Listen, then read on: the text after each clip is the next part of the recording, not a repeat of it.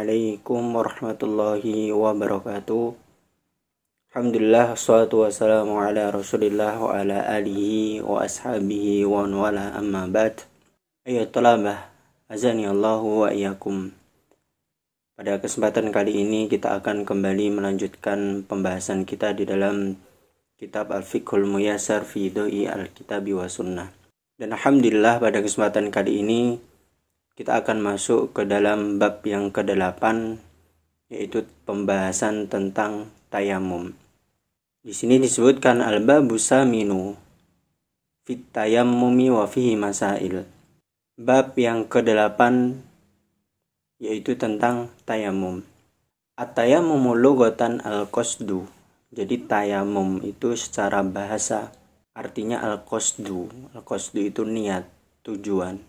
Wa syar'an, adapun pengertian secara istilah, wa maskhul wajhi wal yadaini bis-sa'idit thayyib. Pengertian tayamum secara istilah adalah mengusap wajah dan kedua tangan dengan debu yang baik. Ala wajhin makhsusin, sesuai dengan tata cara yang khusus, ta'abbudan lillahi ta'ala, dalam rangka beribadah kepada Allah Subhanahu wa ta'ala. Itu tadi pengertian tayamum secara bahasa maupun secara syar'i atau secara istilah. Kemudian kita masuk ke permasalahan yang pertama, al-mas'alatul ula, hukmut tayammumi wa dalilu masyru'iyatihi. Permasalahan yang pertama menjelaskan tentang hukum tayamum dan dalil disyariatkannya tayamum. At-tayammumu masyru', jadi tayamum itu hukumnya disyariatkan. Wa huwa rukhsatun minallahi azza wa jalla li ibadihi, dan tayamum tersebut termasuk keringanan yang Allah berikan kepada para hambanya. Jadi hukum bertayamum itu disyariatkan. Kemudian dalilnya apa? Yaitu ada di dalam surat Al-Maidah ayat 6. Allah Subhanahu wa taala berfirman, wa in kuntum marda aw ala safarin aw jaa ahadum minkum minal ghaid aw lamastumun nisa falam tajidu ma'an fatayammamu sa'idan thayyiba. Di sini Allah Subhanahu wa taala mengatakan, jika kalian sedang sakit atau dalam keadaan berpergian atau salah seorang dari kalian telah kembali dari tempat buang hajat, aula mastumun nisa, atau setelah berhubungan dengan perempuan, falam tajidu ma'an, dan jika kalian tidak mendapati air, maka hendaklah kalian bertayamum sa'idan thayyiba, dengan debu yang baik.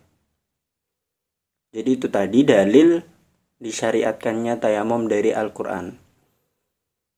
Adapun dari hadis, Rasulullah sallallahu alaihi wasallam bersabda, wa liqaulihi sallallahu alaihi wasallam, as-sa'idut thayyib kafaik wa illam tajidil ma'a asyra hijajin fa idza wajadtal ma'a fa amisahu basyaratak. Nabi SAW bersabda, debu yang baik itu sudah mencukupimu meskipun kalian tidak mendapatkan air selama 10 tahun. Fa'ida wajadtal ma' fa'amisahu basyarata. Kemudian jika kalian setelah itu mendapatkan air, sudah ada air, maka basuhlah kulitmu. Maksudnya apa? Bersucilah dengan memakai air tadi. Itu dalil dari hadis. Wa qad ajma'a ahlul ilmi ala masyru'iyyati tayammum idza tawaffarat syara'ituhu. Dan juga para ulama telah sepakat disyariatkannya tayamum apabila terpenuhi syarat-syaratnya. Jadi tayamum itu disyariatkan jika terpenuhi syarat-syaratnya. Jadi tidak asal seseorang melakukan tayamum. Wa annahu qa'imun maqamat thaharah bil ma', dan tayamum ini kedudukannya seperti kedudukan bersuci dengan menggunakan air. Fayubahu bihi ma yubahu bitatahur bil ma', maka dibolehkan seseorang ketika bertayamum apa saja yang diperbolehkan ketika seseorang bersuci dengan air. Contohnya as-sholah. Jadi ketika seseorang sudah bersuci, sudah berwudu dengan air, kemudian dia diperbolehkan untuk sholat. Maka demikian juga ketika seseorang tayamum, dia diperbolehkan juga untuk sholat, tawaf, qiraatul Quran, membaca Al-Quran, dan yang lainnya. Oleh karena itu, disyariatkannya tayamum ini ditetapkan di dalam Al-Quran, baik itu hadis maupun ijma' para ulama. Nah, kemudian kita masuk ke permasalahan yang kedua, al-mas'alatus tsaniyatu syurutut tayammumi wal asbabul mubihah lahu. Di dalam permasalahan yang kedua ini menjelaskan tentang syarat-syarat tayamum. Jadi syarat-syarat tayamum seseorang diperbolehkan untuk tayamum itu apa saja? Wal asbabul mubihah lahu, dan sebab-sebab diperbolehkannya seseorang untuk bertayamum. Yubahu tayamumu indal ajzi an isti'madil ma. Jadi seseorang diperbolehkan untuk bertayamum indal ajzi, ketika dia lemah. Lemah dari apa? An isti'madil ma, dari menggunakan air. Imma li faqdihi, dan hal tersebut bisa dikarenakan karena faqdihi, tidak adanya air. Jadi sebab seseorang diperbolehkan untuk bertayamum yang pertama adalah ketika tidak ada air. Misal di suatu daerah mengalami kekeringan, atau dia sedang di tempat yang memang di situ tidak ada air, maka diperbolehkan baginya untuk bertayamum. Au li khaufid darari min istimalihi limaradin fil jismi. Atau yang kedua, seseorang lemah di dalam menggunakan air karena sebab takut terjadi bahaya apabila dia bersuci dengan air, karena suatu penyakit yang ada di tubuhnya. Jadi seseorang diperbolehkan untuk bertayamum itu yang kedua adalah karena takut bahaya. Misal seseorang sedang sakit dan ketika dia bersuci menggunakan air menyebabkan sakitnya tadi bertambah parah, maka diperbolehkan baginya untuk bertayamum. Kemudian yang ketiga, ausyiddati burdin, atau dalam keadaan sangat dingin sekali. Jadi misal seseorang di suatu negara yang di situ dalam keadaan musim dingin, yang dingin, sangat dingin sekali, maka diperbolehkan baginya untuk bertayamum agar tidak terjadi hal-hal yang membahayakan buat dirinya ketika dia bersuci menggunakan air. Kemudian wayasikhut tayammum bisyurutil atiyah, dan tayamum itu sah dengan syarat-syarat berikut. Jadi syarat sahnya tayamum itu yang pertama adalah an-niyah. Yang pertama adalah niat. Karena niat ini adalah syarat di dalam seluruh ibadah. Dan tayamum ini termasuk suatu ibadah. Kemudian yang kedua, al-Islam. Jadi yang kedua adalah dia Islam.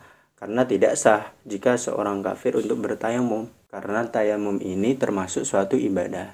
Kemudian yang ketiga, al-aqlu, yaitu berakal. Fala yasihu min ghairil aqil, maka tidak sah tayamum ini dilakukan bagi seseorang yang tidak berakal. Contohnya orang gila, orang yang pingsan, dan seterusnya. Yang keempat, at-tamyiz. At-tamyiz ini adalah anak yang sudah bisa membedakan mana yang benar, mana yang salah, mana yang baik, mana yang jelek. Dan tamyiz ini tidak harus anak tersebut itu sudah balik. Di selama seseorang anak itu sudah bisa membedakan mana yang benar, mana yang salah, mana baik yang buruk, meskipun dia belum balik, maka syarat sahnya sudah terpenuhi. Kemudian yang kelima, ta'addur isti'malil ma. Jadi dia mendapatkan udur di dalam menggunakan air. Sebagaimana yang disebutkan di awal tadi. Jadi seorang boleh tayamum ketika di dalam dirinya terdapat udur. Yaitu yang pertama, imali adamihi, bisa jadi karena tidak ada air, atau li khaufi doror bistimali, atau takut terjadi bahaya ketika dia memakai air. Kemudian yang ketiga, li syiddati burdin yuksha ma'ud doror, karena cuaca yang sangat dingin. dan ditakutkan kalau dia bersuci dengan menggunakan air, maka akan membahayakan buat dirinya. Kemudian syarat yang keenam, ayakuna tayammumu biturabin tuhurin ghairi najas. Hendaknya tayamum itu menggunakan tanah yang suci, tidak najis. Lahu ghabarun ya'liku bilyad in wajadahu. Dan hendaknya tanah tadi itu memiliki debu, yang ketika seseorang menempelkan tangannya ke tanah tersebut, maka ada debu-debu yang nempel di tangannya jika dia mendapatinya. Tapi jika tidak ada debu yang menempel di tangannya, meskipun dia sudah menempelkan tangannya ke tanah, maka itu juga tidak mengapa. Nah, itu tadi 6 syarat sahnya tayamum. Kemudian kita masuk ke permasalahan yang ketiga. Al-mas'alatu salisatu mubtilatut tayammum. Permasalahan yang ketiga ini menjelaskan tentang pembatal-pembatal tayamum. Jadi apa saja yang dapat membatalkan tayamum seseorang. Wahyal asya'ul lati tufsiduhu. Jadi pembatal ini adalah hal-hal atau sesuatu yang dapat merusak tayamum seseorang. Dan pembatalnya itu ada 3. Al-awwal yubtilu tayammumu an hadasi asgharin bimubtilatil wudu. Jadi tayamum ini batal karena hadas kecil, seperti pembatal-pembatal wudu. Jadi seseorang bisa batal wudunya dengan buang hajat, maka ketika tayamum juga dia akan batal ketika dia telah buang hajat. Wa an hadasin akbarin bimujibatil ghusli min janabatin wa haidin wa nifasin. Dan adapun dari hadas besar, tayamum ini batal ketika ada kewajiban bagi seseorang untuk mandi, baik itu dari junub, haid maupun nifas. Jadi ketika seseorang sedang junub dan hal ini menyebabkan baginya untuk wajib mandi, maka tayamum seseorang itu batal. Nah, menjadi pembatal yang pertama adalah hadas kecil, dan yang kedua adalah hadas besar.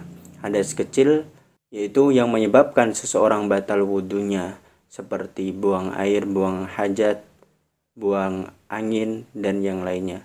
Adapun dari hadas besar yaitu ketika seseorang diwajibkan untuk mandi, baik itu dari junub, haid maupun nifas. Kemudian yang kedua, di antara hal-hal yang menyebabkan batalnya tayamum seseorang adalah wujudul ma, adanya air. In kana tayammum li adami, jika sebab dia bertayamum itu karena tidak adanya air. Jadi apabila seseorang diperbolehkan untuk bertayamum tadi karena tidak adanya air, ketika air tersebut sudah ada, maka tayamum seseorang tadi batal. Karena sebab diperbolehkan tayamum kita sudah jelaskan di awal itu ada 3. Karena tidak adanya air, atau karena takut membahayakan terhadap penyakit yang ada di dalam tubuhnya, atau karena cuaca sangat dingin sekali. Kemudian pembatal yang ketiga, zawalul udril ladhi min ajli syuri'at tayamum min maradin wa nahwihi. Hilangnya udur yang dengannya disyariatkannya seseorang bertayamum, baik itu karena sakit dan semisalnya. Jadi ketika seseorang bertayamum karena udurnya itu sakit, dan ketika dia sudah sembuh, maka batal atau tidak boleh baginya untuk bertayamum lagi, kalau sebab dia bertayamum karena sakit yang dialaminya. Nah, itu tadi 3 pembatal-pembatal dari tayamum. Kemudian kita masuk ke permasalahan yang keempat, sifatut tayammumi. Jadi sifat tayamum atau tata cara bertayamum. Wa kaifiyatuhu ayyanwiya, dan tata caranya yaitu ayyanwiya, seorang niat untuk bertayamum. Summa yusami, kemudian dia membaca bismillah, wa yadribul ardo biyadaihi darbatan wahidah. Kemudian setelah mengucapkan bismillah, dia memukul dengan kedua telapak tangannya tadi ke tanah sebanyak 1 kali tepukan. Summa yanfukhuhuma, kemudian dia meniup kedua telapak tangannya tadi. Au yanfuduhuma, atau dikibas-kibaskan tangannya. Summa yamsahu bihima wajahu wa yadayhi ila raswain, kemudian barulah setelah itu dia mengusap dengan kedua telapak tangannya tadi yang sudah ditepukkan ke tanah, ke wajahnya, ke mukanya, dan kedua tangannya sampai pergelangan tangan. Tata cara bertayamum itu berbeda dengan tata cara berwudu. Jadi tata caranya khusus. Dan bertayamum ini yang diusap dari anggota tubuh yaitu hanya wajah dan kedua tangannya sampai pergelangan tangan. Jadi berbeda tata caranya dengan tata cara berwudu dengan menggunakan air. Nah, itu tadi permasalahan-permasalahan yang terdapat di dalam bab yang ke-8, yaitu bab seputar tayamum. Demikian yang dapat saya sampaikan pada kesempatan kali ini. Wallahu ta'ala alam bisawab. Wassalamualaikum warahmatullahi wabarakatuh.